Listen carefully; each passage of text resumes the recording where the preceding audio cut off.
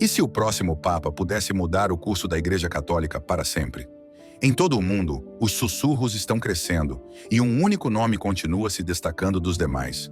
Poderia ser esse o homem escolhido para liderar mais de 1 bilhão de fiéis em uma nova era? Tem havido conversas, especulações e até mesmo algumas palavras enigmáticas que podem ser a resposta para o fato de o cardeal Luiz Tagle ser o próximo Papa. Ao entender o papado, o mundo prende a respiração, imaginando quem será o próximo líder da Igreja Católica.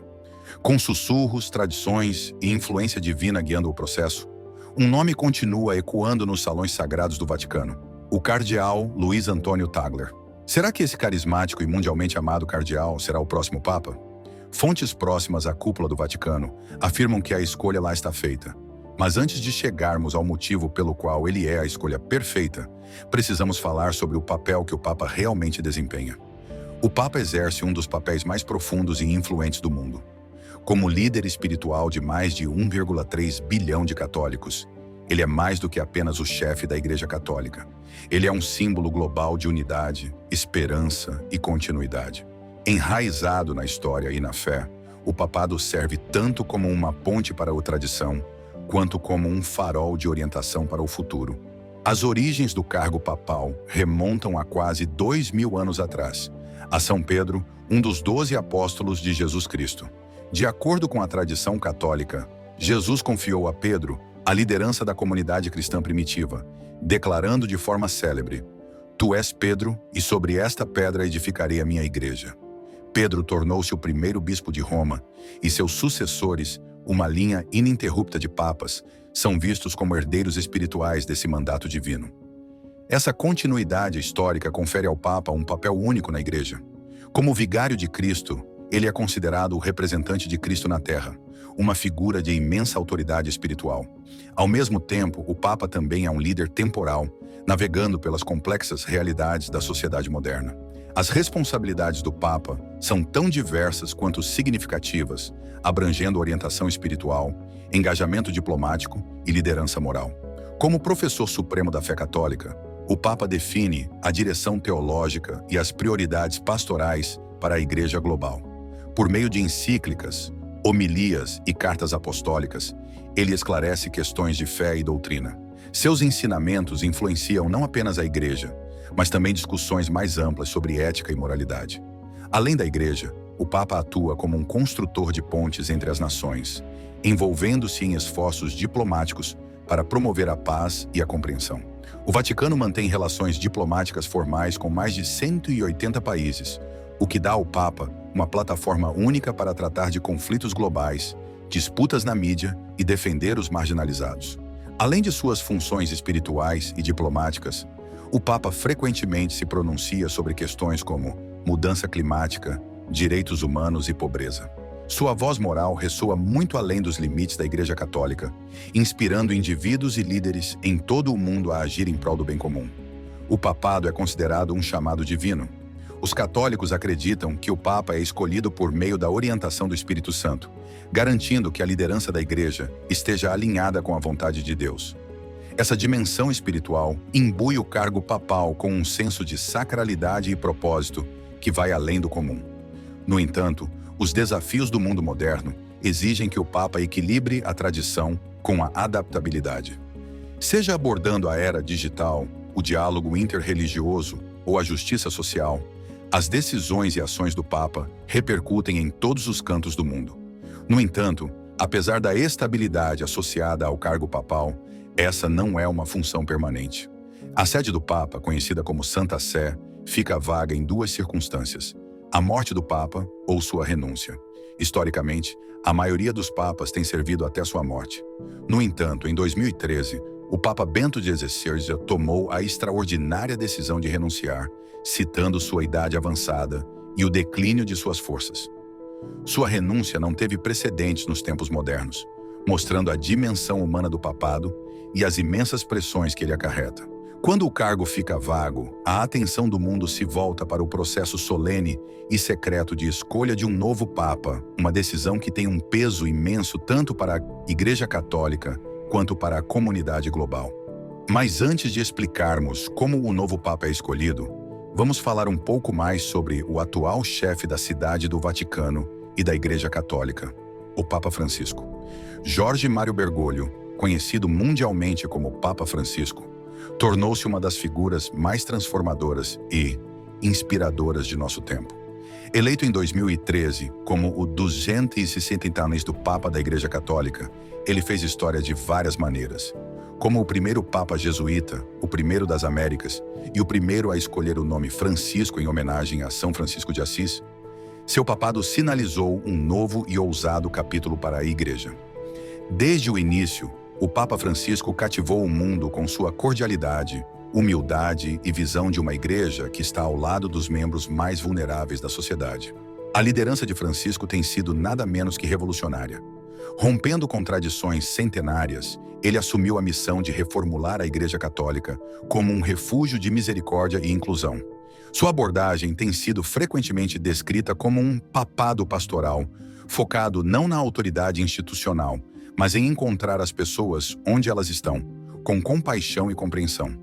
Essa mudança lhe rendeu admiração muito além da comunidade católica, tornando-o um líder moral global em um mundo cada vez mais polarizado. Um dos aspectos mais marcantes da liderança do Papa Francisco é sua ênfase na humildade. Desde o momento em que foi eleito, ele deu o tom de seu papado ao recusar muitas das armadilhas do poder tradicionalmente associadas à função. Em vez de morar no opulento Palácio Apostólico, ele escolheu um apartamento modesto na Casa de Hóspedes Santa Marta do Vaticano, onde come em um refeitório comunitário e interage diariamente com funcionários e visitantes. Essa decisão, simples porém profunda, enviou uma mensagem poderosa sobre seu compromisso de viver em solidariedade com as pessoas a quem serve. Para Francisco, a humildade não é apenas uma virtude, é um modo de vida enraizado nos ensinamentos de Cristo. Esse compromisso com a humildade se estende à sua defesa mais ampla dos pobres e marginalizados, que tem sido a pedra angular de seu papado. A crença é um elemento forte que nos unifica. O terrorismo e o extremismo não têm nada a ver com religião. Nascido em Buenos Aires, Argentina, em uma família da classe trabalhadora, Francisco testemunhou em primeira mão as lutas dos menos favorecidos economicamente. Essas experiências iniciais moldaram sua dedicação à justiça social por toda a vida. Como Papa, ele sempre defendeu a causa dos pobres, denunciando a desigualdade econômica como um escândalo e pedindo aos líderes mundiais que adotem políticas que priorizem a dignidade humana em detrimento do lucro. Seus escritos, como a encíclica Evangelii Gaudium ou a Alegria do Evangelho, enfatizam a responsabilidade da Igreja de ser uma igreja pobre para os pobres, ecoando o espírito de São Francisco de Assis, seu homônimo. Além da pobreza material, o Papa Francisco também abordou as muitas formas de exclusão que afligem a sociedade moderna. Ele abriu as portas para discussões que antes eram consideradas tabu dentro da Igreja, sinalizando um tom mais progressista em questões como direitos individuais de sexualidade, divórcio e diálogo interreligioso. Embora permaneça fiel à doutrina católica, Francisco demonstrou disposição para se envolver com as complexidades da vida contemporânea, de uma forma que prioriza a compaixão em vez do julgamento. Sua famosa declaração, "Quem sou eu para julgar?", em referência aos católicos LGBTQ que buscam Deus, marcou uma mudança radical no tom de seus antecessores e repercutiu profundamente em um público global. Sob a liderança de Francisco, a Igreja também fez avanços significativos na promoção do diálogo interreligioso. Em uma época de crescentes tensões religiosas, ele tem trabalhado incansavelmente para construir pontes entre diferentes tradições religiosas. Estamos no segundo dia da histórica visita do Papa Francisco ao Iraque. Ele tem como objetivo reunir a comunidade cristã minoritária do país. Seu encontro histórico com o grande Ayatollah Ali al-Sistani no Iraque e sua declaração conjunta sobre fraternidade humana com o Sheikh Ahmed El-Tayeb, o grande imã de Al-Azhar, são exemplos poderosos de seu compromisso com a paz e a compreensão mútua. Esses esforços posicionaram a Igreja Católica como um ator importante na promoção da harmonia e da cooperação globais. Entretanto, a postura progressista do Papa Francisco não foi isenta de controvérsias. Dentro da Igreja, ele enfrentou resistência de facções mais conservadoras que veem suas reformas como um desvio da tradição. Seus esforços para descentralizar a governança da Igreja, Aumentar o papel das mulheres na liderança da igreja e abordar os escândalos de ensaios do clero provocaram debates acalorados. No entanto, Francisco permanece inabalável, fundamentado em sua convicção de que a igreja deve evoluir para atender às necessidades do mundo moderno e, ao mesmo tempo, permanecer fiel às suas raízes espirituais. Por mais inspiradora que tenha sido sua liderança, onde o Papa Francisco está agora no final de seus 80 anos, e o avanço de sua idade e os desafios de saúde geraram especulações sobre o futuro do papado. Ele tem sido franco sobre o ônus de suas responsabilidades e a possibilidade de renunciar se sentir que não pode mais servir de forma eficaz.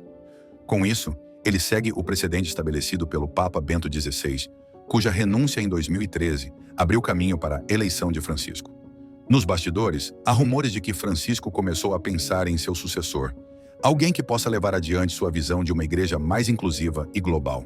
Pessoas de dentro da igreja sugerem que Francisco está profundamente empenhado em garantir que o próximo Papa dê continuidade ao seu trabalho de reforma, priorizando os pobres, promovendo a justiça social e fomentando a unidade dentro da igreja. Seus comentários e ações sugerem o desejo de ver um líder que incorpore o mesmo espírito de humildade e compaixão que definiu seu papado.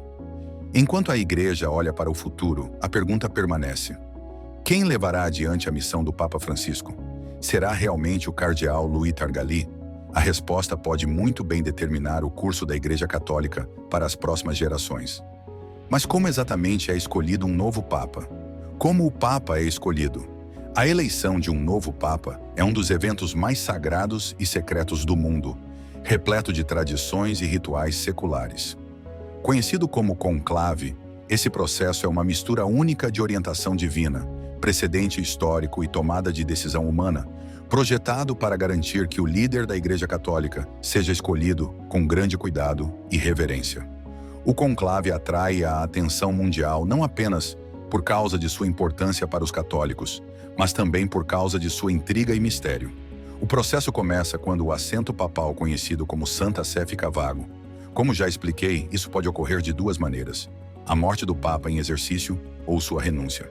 Embora lá a maioria dos papas ao longo da história tenha servido até sua morte, a renúncia do Papa Bento XVI, em 2013, demonstrou que até mesmo essa função antiga pode se adaptar às realidades modernas. Quando o assento fica vago, a igreja entra em um período de sede vacante, o que significa que o assento está vazio, durante o qual começam os preparativos para o conclave. Durante esse período, o governo da igreja é supervisionado pelo Colégio de Cardeais, o órgão responsável por eleger o novo Papa. Os cardeais são líderes seniores da igreja, a maioria dos quais atua como bispo ou em funções importantes no Vaticano. Nem todos os cardeais participam do conclave. Somente aqueles com menos de 80 anos podem votar. Uma noite de emoção e uma noite de estreias. 1,2 bilhão de católicos se alegram com a escolha do 76º Papa. E que escolha surpreendente foi essa? Atualmente, há aproximadamente 120 cardeais elegíveis, que representam o alcance global da Igreja. Esses homens vêm de diversas origens culturais e geográficas, refletindo a versatilidade do catolicismo. Os cardeais se reúnem em Roma e entram no conclave, que ocorre na Capela Sistina, um dos espaços mais icônicos do Vaticano. Antes do início da votação, os cardeais fazem um juramento de sigilo, prometendo não revelar nenhum detalhe de suas discussões ou votos. Esse juramento ressalta a solenidade do processo e protege a integridade da eleição. Mas é aqui que as coisas ficam realmente interessantes.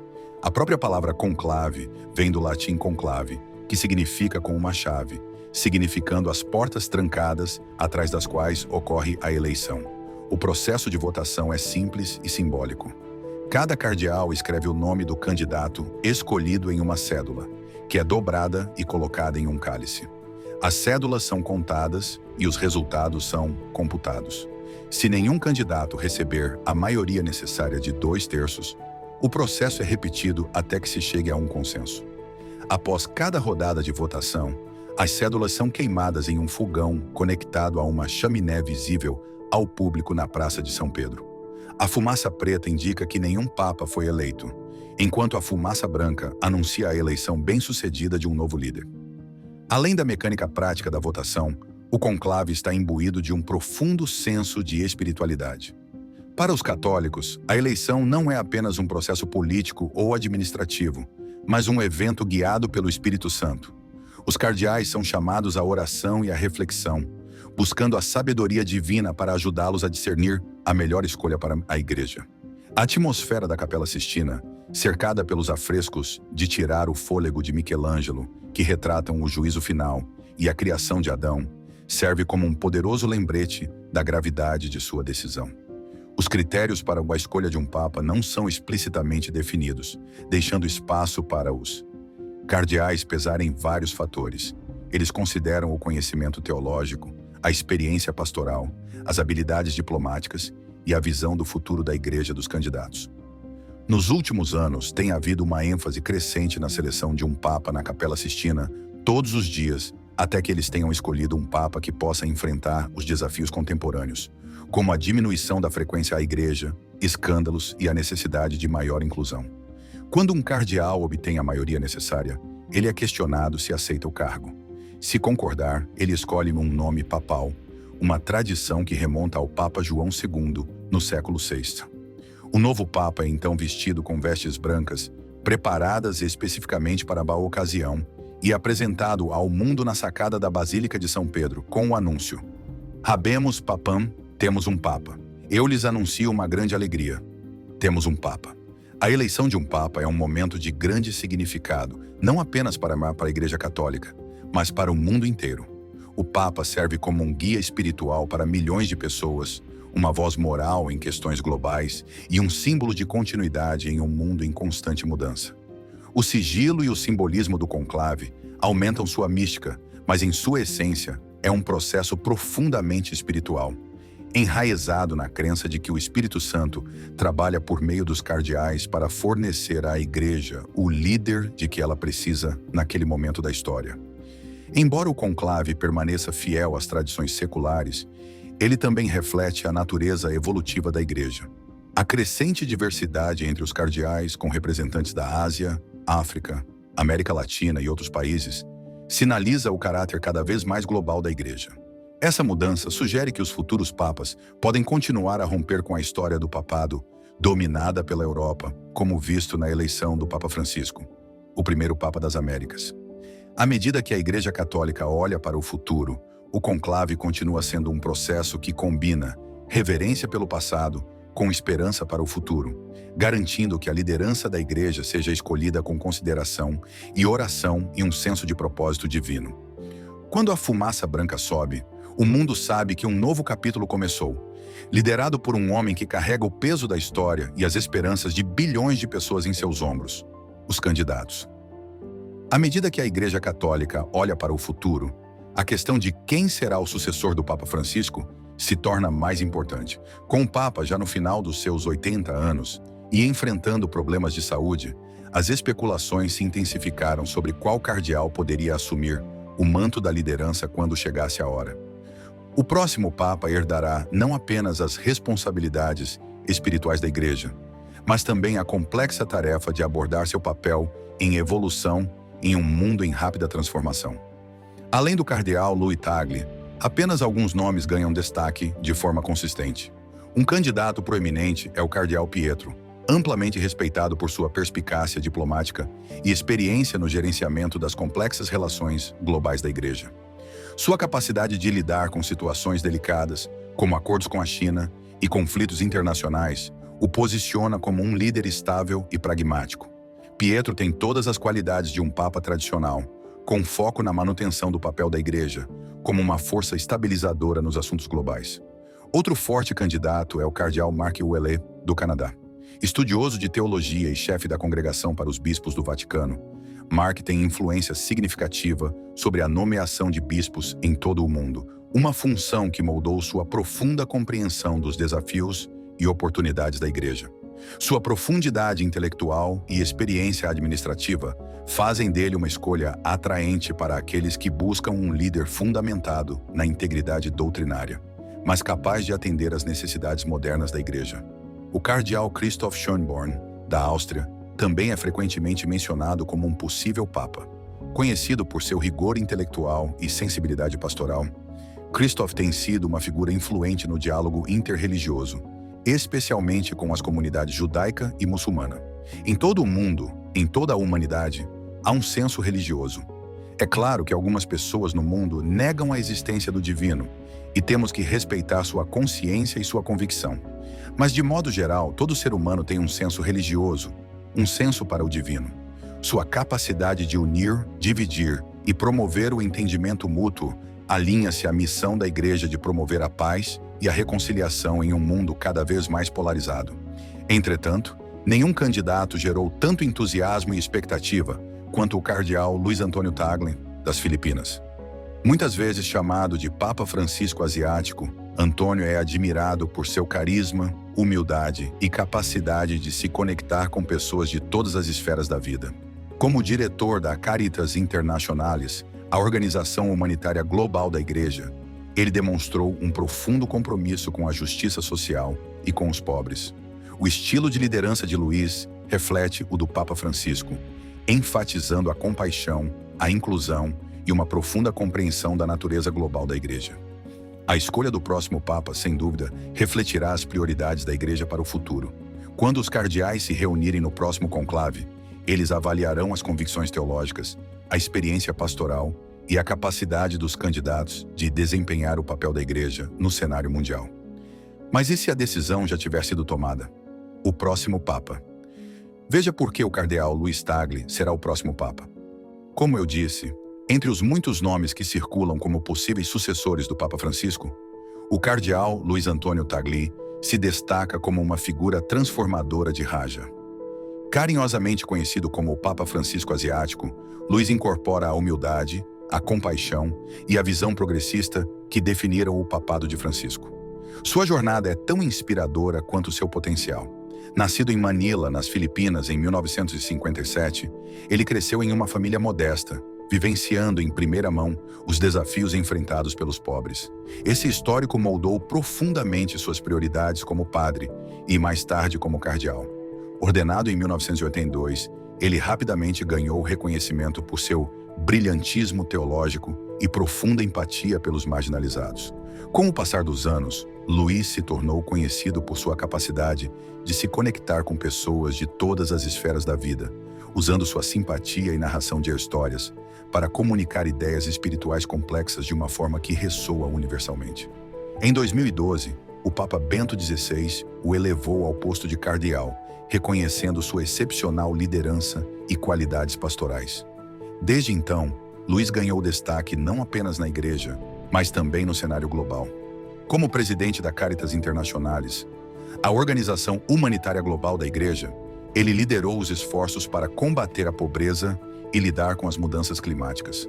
A Igreja Católica está ao lado daqueles que estão comprometidos e fornecem ajuda às pessoas afetadas por desastres naturais e conflitos. Seu trabalho reflete um profundo compromisso com a justiça social, ecoando as prioridades do Papa Francisco e se alinhando com a missão da Igreja de servir aos menores entre nós. Uma de suas qualidades mais atraentes, no entanto, é sua capacidade de unir culturas e perspectivas. Vindo da Ásia, onde a Igreja Católica é uma força crescente, porém pouco representada, Luiz simboliza a natureza global do catolicismo no século XXI. Sua eleição marcaria um afastamento significativo da história eurocêntrica do papado, um compromisso com a inclusão e o reconhecimento da diversidade da Igreja. Fluente em vários idiomas, incluindo inglês, italiano e tagalo, Luiz se conecta sem esforço com as pessoas além das fronteiras culturais e linguísticas, o que o torna um líder ideal para um mundo cada vez mais interconectado. Seu estilo de liderança também reflete a abordagem pastoral defendida pelo Papa Francisco. Ele é conhecido por sua humildade, muitas vezes viajando sem alarde e se envolvendo diretamente com as comunidades necessitadas. Suas homilias enfatizam a misericórdia, a inclusão e a importância de ouvir aqueles que estão à margem da sociedade. Luiz também demonstrou disposição para se envolver com questões contemporâneas, pedindo um diálogo aberto e compassivo sobre assuntos como migração, relações interreligiosas e desigualdade econômica. Esse tom progressista o tornou querido pelas gerações mais jovens de católicos, que veem nele um líder em sintonia com suas esperanças e desafios. Pessoas de dentro da Igreja sugerem que o próprio Papa Francisco o vê como um sucessor natural. Surgiram relatos afirmando que Francisco comentou em particular: "Eu fiz minha escolha, Luís é minha escolha." Tal endosso, se verdadeiro, teria um peso significativo, já que Francisco demonstrou repetidamente uma visão de uma igreja que prioriza os pobres, abraça a mudança e busca a unidade. E adivinhe só, relatórios sugerem que o Papa Francisco fez uma viagem à Ásia em setembro, o que pode corroborar bastante esses relatórios. Entretanto, o possível papado de Luís não viria sem desafios. Sua postura progressista em relação a questões sociais e sua associação com as reformas do Papa Francisco podem enfrentar resistência de facções conservadoras dentro da Igreja. Navegar por essas divisões internas e, ao mesmo tempo, enfrentar desafios externos, como o declínio da frequência à Igreja no Ocidente e a necessidade de transparência na abordagem dos escândalos de uso indevido do clero, exigiria imensa sabedoria e resiliência. Ainda assim, o histórico de Luís sugere que ele está equipado de forma única para guiar a Igreja por essas complexidades, com graça e determinação. De muitas maneiras, ele representa o melhor do que a Igreja Católica pode aspirar a ser. Uma comunidade global, inclusiva e compassiva, enraizada na fé e no serviço. Sua capacidade de inspirar esperança, construir pontes e liderar com humildade faz dele um candidato atraente para o papado. Com sussurros de apoio do Papa Francisco e um crescente reconhecimento de seus dons, Luís está na vanguarda daqueles que poderiam moldar o futuro da Igreja.